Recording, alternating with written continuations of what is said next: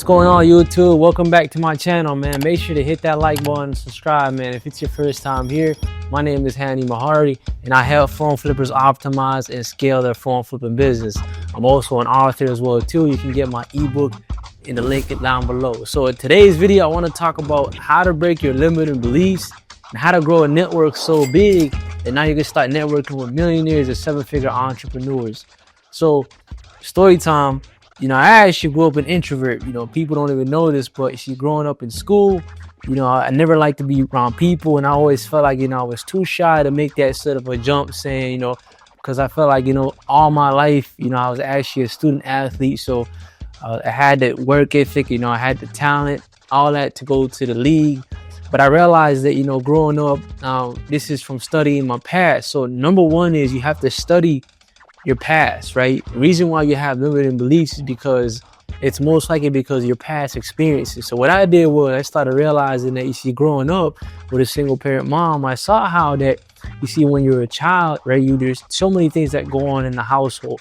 So I saw how early on that my father, right, he was the type of person that ate alone.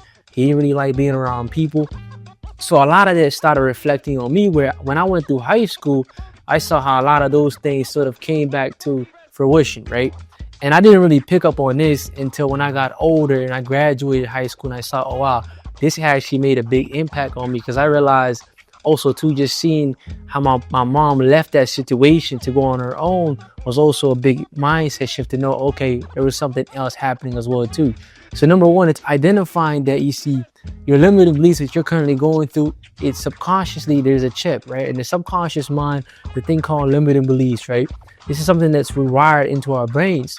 But if we study our past experiences to look at some of the things we've been through, we can rewire the brain for new experiences, new systems, and new habits, right?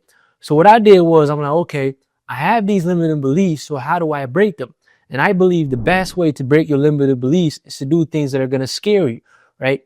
For example, when I first started my business, I jumped into the unknown, meaning I didn't think I was actually going to do this, right? I had so many limiting beliefs.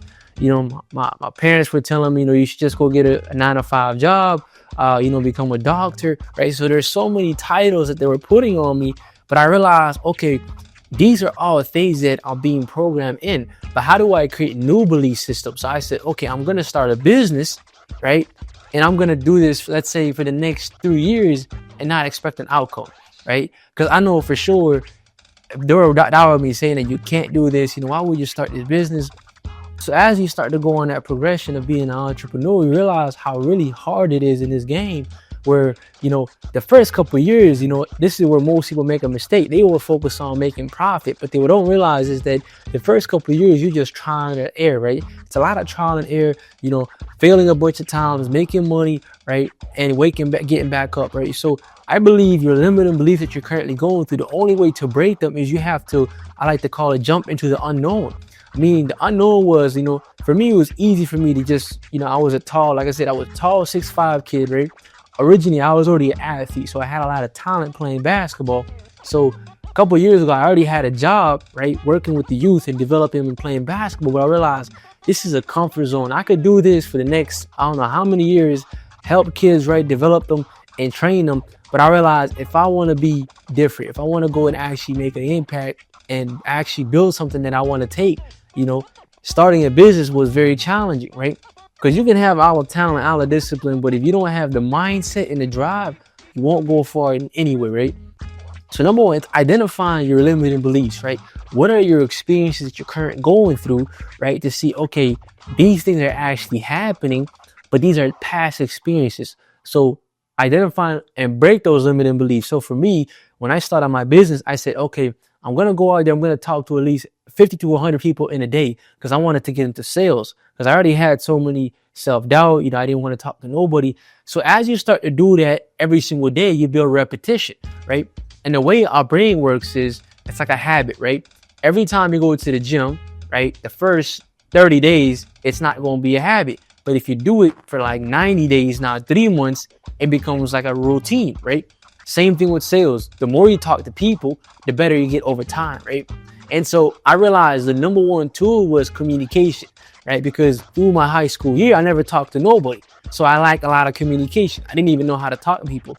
So then I started reading books like, Think and Go Rich, right? You have How to Win Friends, Influence People. He talks about as simple as you just going up to people and just smiling, right? When you put a smile on someone's face saying, hey, you want to do this transaction, they trust you even more, right? So there's so many tangible things that I learned from that experience. So as I started to do that, I started breaking my limiting beliefs. So it became a repetition. And here's the thing too, you got to realize in sales, most people, what they do is they focus on trying to make money every single day. But there is days where you might go 30 days without making no sales. And in that 31st, essentially making a sale, right? And are you willing to endure that much pain without seeing any profit to be able to be like, okay, fine, now I got a profit, now I can keep going. So essentially it's about, persistence, right? The more you persist, the more you follow up, it teaches you that the game of life is just one move ahead, one step ahead, right? Because if you're just getting instant gratification, instant results, it doesn't really show you the work ethic that you got to put into it, right?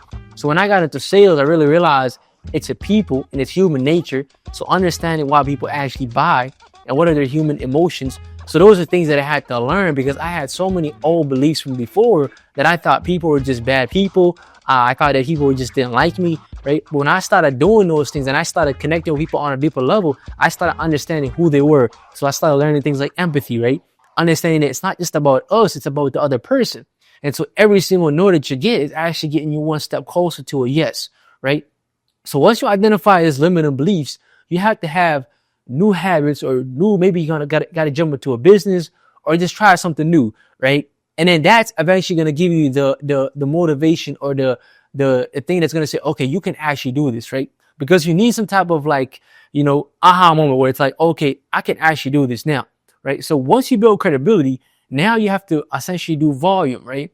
So in the beginning, like I said, I was doing sales, then I started doing marketing, right? So now you guys I wanted to put myself out there, but I was afraid of talking to people, right? So this is also too where you realize going back to building a network, if you help people get what they want, you're going to get whatever that you're looking for, right? So what I started realizing was there's so many people in the marketplace, everybody was trying to make it just about them. So I'm like, how do I help people, right? Build a platform, whether that's through podcasts, whether that's building a network, a community, right? So we have to build what I like to call our own individual skill sets, right? We have to bring enough value in the marketplace where people know us and trust us so they can do business with us, right? So I started creating these networking events, bringing entrepreneurs. I'm talking about 7-figure entrepreneurs. People are doing, millions of dollars in business, right? Just connecting with them one-on-one.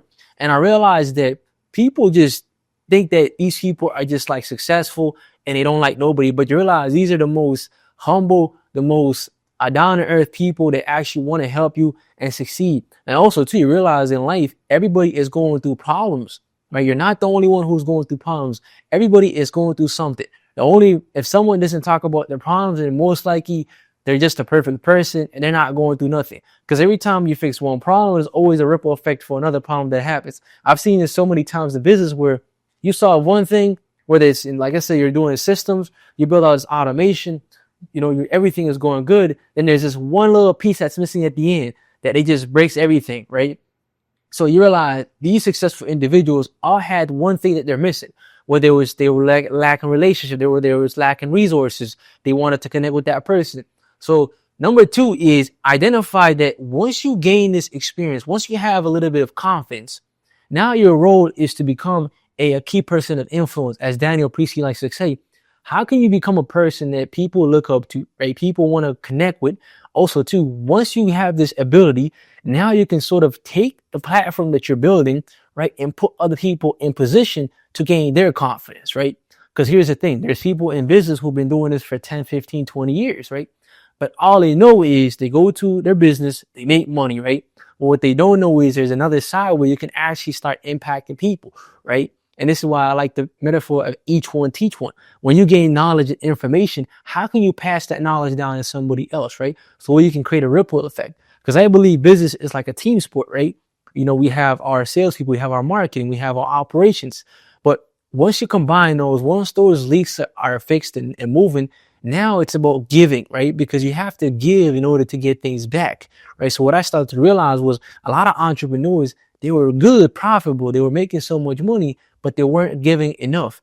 But they all came to me to say, hey, listen, I want to jump on a platform. I want to share what my story is so I can educate and help someone else. Right. So I realized, okay, I'm not just the only one who needs this platform. These people are going through similar problems. They can share and help someone else. Right. So what you do is build relationship with people. Right. But also too, don't just focus on getting something in return, but bring value to them. And the number one way to do this is Keith Ferrari talks about this, right? It's being a connector. Essentially going to people that, whether it's someone that's, successful in business or whatever, any industry, right?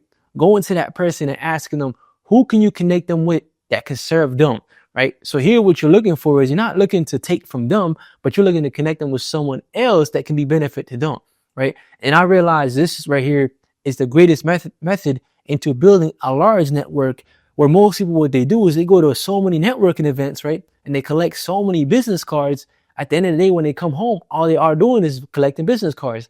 But this is a red flag, number one, because if all you're doing is connecting business cards and you're not following up, because the real work is in the follow up, right? You have to master the follow up, because nothing happens until you actually meet people once, twice, three times. Because as I say, relationships don't just happen. They happen because you have to nurture them. So every time we plant a seed, we do it once, we do it twice, we do it three times. People connect with us, right? And also too, human beings, we want to feel heard, right? A lot of time nowadays, everybody is selling us something. So people always have tendency to think, oh, you're just trying to sell them something. But if you just connect with them, maybe it's over coffee, maybe to get to know them one-on-one. Also too, always go back to the storytelling aspect, where you want to find out about people, about who they are. At the end of the day, people don't buy products, right? So someone could be in a business, whether it's real estate, whether it's I'm in the phone business, right? They don't really care about the product. It's more about the storytelling. Actually get to know people, who they are, how they started this business, right? What was their motivation? Like, what is their why, right? If you can find someone's why, right? Now you can build a deeper connection, right? For me, I always like to go back to our people, because I feel like, you see, being from Africa, right? We have so much lack of knowledge. So whenever I connect with someone else that's of color, I always kind of have a deeper connection with them, because I can see where they're coming from. Especially me being an immigrant, I have the empathy and understanding for them, because we're coming here to build something greater. And whether it's, we're helping our family, or we're looking to build a business, so we can connect on a much deeper level. So understand who is your friends, who are your target audience, people that you want to connect with, and just target those people, right? So once you identify your skill sets, once you break those limiting beliefs, now you're starting to put people on, and you're helping them get what they want in exchange for what you're getting, right? Also too, you get to a point now where, you've helped so many people, where people are coming to you now for advice, saying, hey, you've helped me X amount of times. I want to pay it back forward. And I believe, man, if you just start to give, things will 100% come back to you, right? And that's why I always believe in give first before you ask, right? And at the end of the day, it's as simple as, you have to invest into people or relationships, right? Because here's the thing in life, I realized, either you invest with time or you invest with capital, right? But if you invest with capital, that means people will take you more serious, right? So if you're going to take someone out one-on-one, right, for lunch, whatever it is, be willing to invest into that relationship, right? Don't be willing to ask for things, because when people are asking, they feel like, oh, this guy is not serious, right? So identify those limiting beliefs, know exactly where you are, right? In order to become a key person of influence, I believe it takes a lot of courage. It takes a lot of discipline, right? A lot of mental work to say you actually want to do this. And in the beginning, people are going to laugh at you. Nobody's going to understand you, because they feel like, oh, who the hell is this person? Why should they trust him? And they should be right. In the beginning, no one should believe that you have value until you create value for yourself, right? Until you bring people, until you have, at the end of the day, there's a couple ways to get value, right? Number one, it's credibility, right? What have you actually done in the marketplace, right? What kind of results have you put out there? For me, for example, I've been doing the phone business for the last 3 years. I've helped 100 students get into the business by mentoring them or by coaching them, right? Essentially, I've helped so many people, right, get into the business where now, essentially, every time I go out there in the market, people just know me because I've helped X amount of people, right? So it's about identifying exactly what is unique ability. What is it that you bring to the marketplace that makes you stand out? Where people, every time they see you, they know you're for that person, right? And the only way to do that is you got to build repetition, and it just takes time. At the end of the day, I think if you can focus on just planting seed, whether it's in business, whether it's in relationships, whether it's in your health, right? In your mindset, every single day, just planting small little seeds that, here's the thing too, I realize, God is mysterious. He just makes things happen out of nowhere. Sometimes you might just be planting one seed, then you plant another seed, then out of nowhere it flourishes. You're like, wow, I actually remember this. This happened like a couple months ago. We were talking about this, and now it's actually becoming to a fruition. But you never pushed anything. You never said, okay, I'm going to make this happen. You just said, okay, God, I'm going to put these resources here, and things are just going to happen, right? Because you're not looking for an outcome, because you're trusting the process. And we can trust the process into our relationships, into developing our mindsets. Everything else will take care of it. So number one, identify what is your limiting belief, right? Number two, right? Build credibility in the marketplace. Become that person that people want to connect with, right? And then number three, just keep giving, man, because every single time you give, right, your limiting beliefs start to break, because you're not looking to just take from people. You're looking to add value to them in exchange them coming back to you. So this is the process that I've used, and it's helped me out a lot, right? And at the end of the day, man, it just comes down to identifying what are your weak points and just really tackling those, right? And like I said earlier, for me, I was afraid of talking to people. So I got into sales, started talking to as many people as possible until I broke that habit. And now it became natural, but it just happens with repetition. If you do it for 6 months, then you do it for a year, 3 years, and now you're like, oh, this is just natural. Now, every time you talk to people, it becomes fluent. You can go to a networking event. People want to connect with you because they can see that, you have enthusiasm, and you got a lot of energy. People want to connect with you, right? Because they're like, oh, this guy's actually legit, right? And he's not afraid. He's not shy. So you have to build confidence. The only way to build confidence, you just gotta do it. You know what I mean? You have to have that courage, right? Because I believe, courage comes before confidence, right? So if you have courage, it's easy for you to fit in anything, any room, any situation. People will want to connect with you. So if you found this video helpful and you feel like, this is really valuable, make sure to like and subscribe and stay tuned for the next video. I'm out.